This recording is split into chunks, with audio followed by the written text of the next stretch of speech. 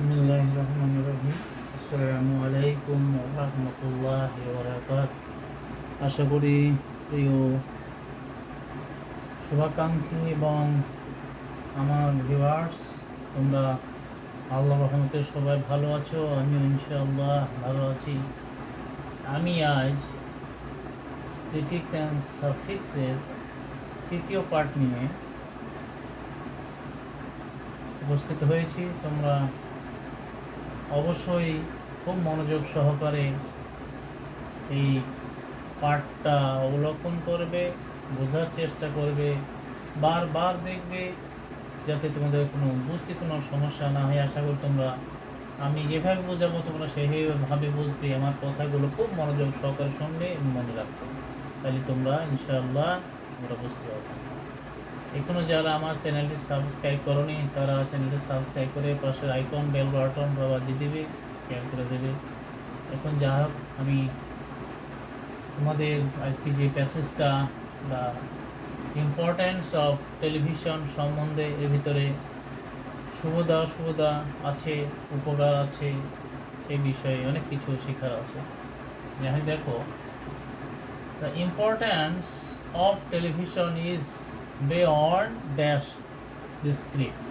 ডিসক্রিপ্ট এখানে কমা, তার মানে এইটা বাক্যের একটা অংশ, তারপর আরেকটা বাক্যে শুরু হবে। ভালো করে খেয়াল করে দেখো, এটা আমি বলেছি যে কখনো আর্টিকেল সবসময় নাউনে আগে বসে, নাউনের শেষে এই যে রূপ ANCESION সন, এগুলো সব নাউনের রূপ, এগুলো সব নাউনের রূপ। আমি যেখানে দেখাইছি ইম্পর্ট্যান্ট,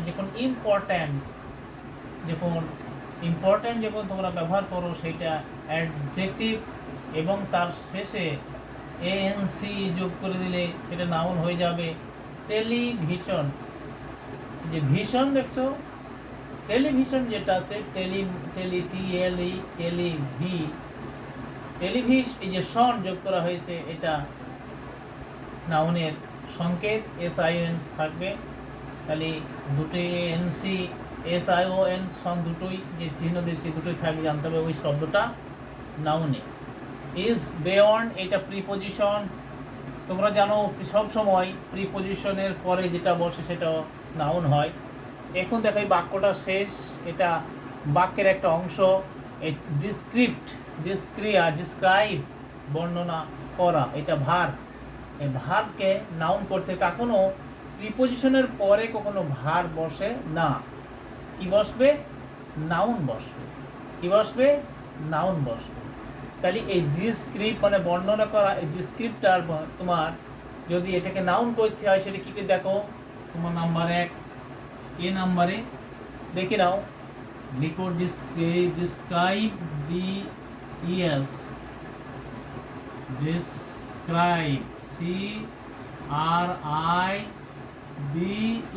ডিসক্রিপশন, ডিসক্রিপ তাহলে CRIB, ডিসক্রিপশন। যে ডিসক্রিপ্ট লিখলাম DESCRIB, ডিসক্রিপ্ট। এবার ইট হয়ে যাবে দিয়ে এর সঙ্গে সন যোগ হবে TION, সন, ডিসক্রিপশন। তাহলে এটাকে কি হয়ে গেল? নাউন হয়ে গেল। তাহলে ডিসক্রিপ থেকে ভার্বকে নাউন করতে গেলে ইটা উঠে গিয়ে সংযোগ হয়ে গেলে এটা নাউন হয়ে গেল। কারণ এখানে তিনটে প্রিপোজিশন, এটাও প্রিপোজিশন, এটাও প্রিপোজিশন, এবং এখানে নাউন আর প্রিপোজিশন আর প্রিপোজিশন ছাড়া আর কোনো শব্দ নেই, যার জন্য এখানে সব শব্দগুলোই নাউন হয়ে গেল। এবার দেখো পরবর্তী অংশটুকু, it is like a stage. এখানে একটা বাক্য শেষে গেল, এখান দিয়ে শুরু হলো হোয়ার পারফরম্যান্স। এটা ভার্ব আছে, এটা দুইটা সেন্টেন্সকে যুক্ত করা হয়েছে।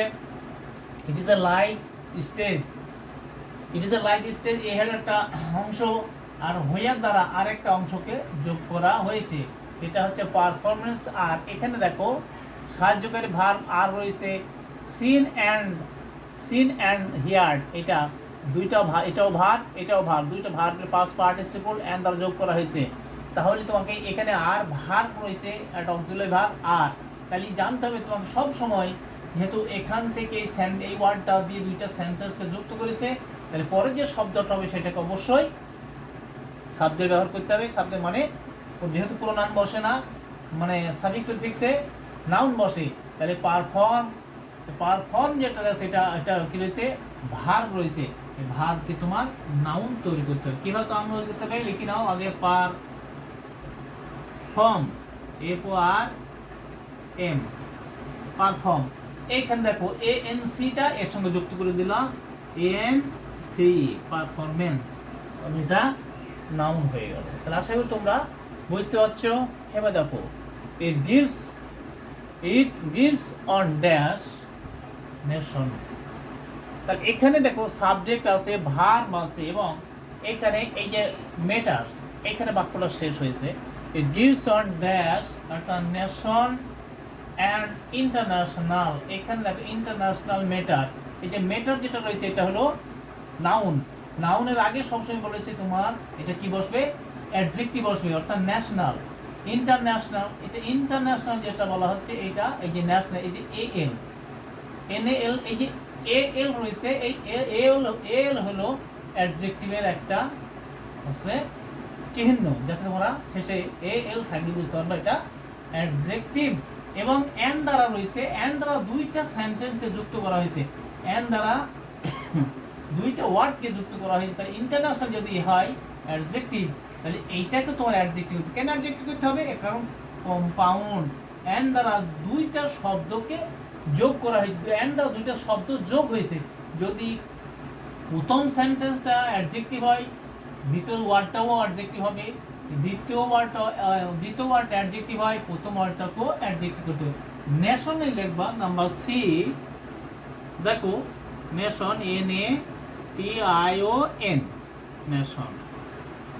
আমি আগেই বলেছি যে এই দেখো AL যোগ করে দাও, ন্যাশনাল হয়ে গেল, তাহলে এটা অ্যাডজেক্টিভ হয়ে গেল নাম্বার ডি। তাহলে কি হলো, যে এন দ্বারা কম্পাউন্ড যে শব্দ, যে ওয়ার্ডে থাকবে, যে পার্টস অফ স্পিচে যে ভাগেই থাকুক না সেটাকে সেই ভাগ করতে। নাউন তাহলে দুটোকে নাউন করতে হতো, অ্যাডভার্ব তাহলে দুটোকে অ্যাডভার্ব করতে হতো। আচ্ছা ভালো করে দেখো, তারপরে দেখো মেরিটস, তার গেল it teaches the dash literate and student। তাহলে এখানে দেখো ছাত্র এন দ্বারা যুক্ত করা হয়েছে, এটা একটা ভার্ব, লিটারেট। তাহলে এখানে কি করতে হবে, এইখানে যেমন ছাত্র রয়েছে এখানেও ভার্ব বানাইতে হবে, এর সঙ্গে ভার্ব বানাতে হবে কি, ইললিটারেট হবে, ইল। তাহলে এখানে নাম্বার ডি শুধু ইল আর যা আছে তাই বসিয়ে দাও, যেহেতু এটা প্রিফিক্স হিসেবে ব্যবহার করবে। LITE, literate, RATE, literate. তাহলে এটাও নাউন হয়ে গেল। তাহলে পরবর্তী দেখো ইললিটারেট।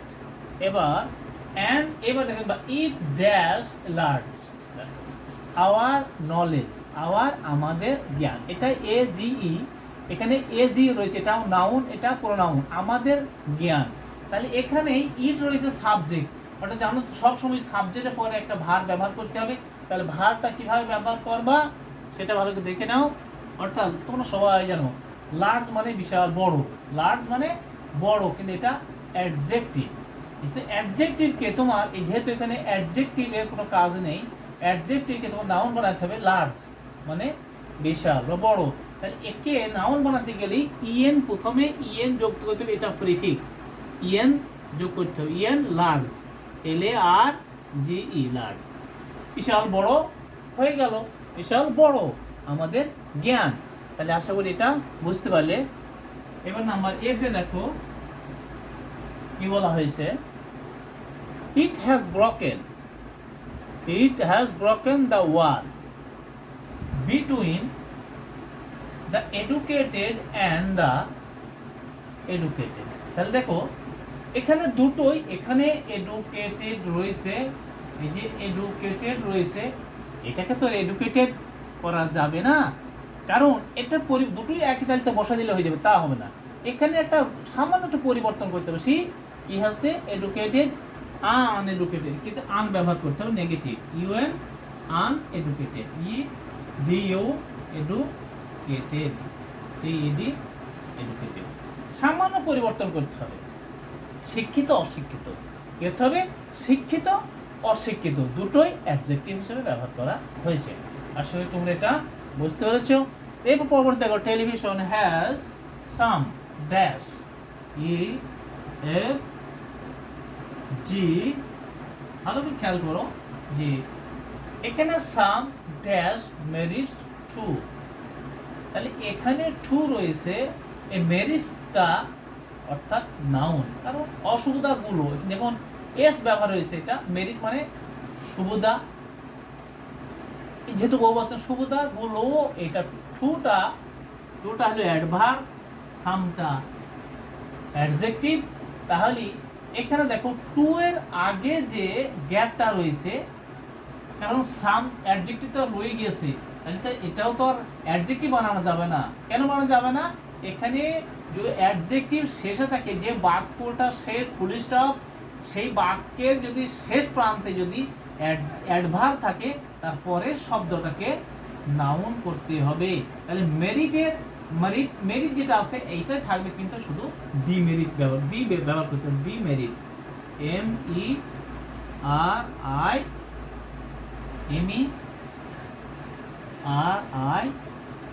MERITS, ডিমেরিটস, এটা হয়ে গেল। তবে দেখো একটা এখানে ভুল হয়েছে, এটা যেহেতু এস ব্যবহার করতে, কেন ব্যবহার করতে হবে? ইট, এই ইটটা থার্ড পারসন, যার জন্য এখানে এস ব্যবহার করতে হয়েছে। ডিমেরিটস তাহলে এখানে কেন আশা করি, দেখো সো টেলিভিশন প্রোগ্রাম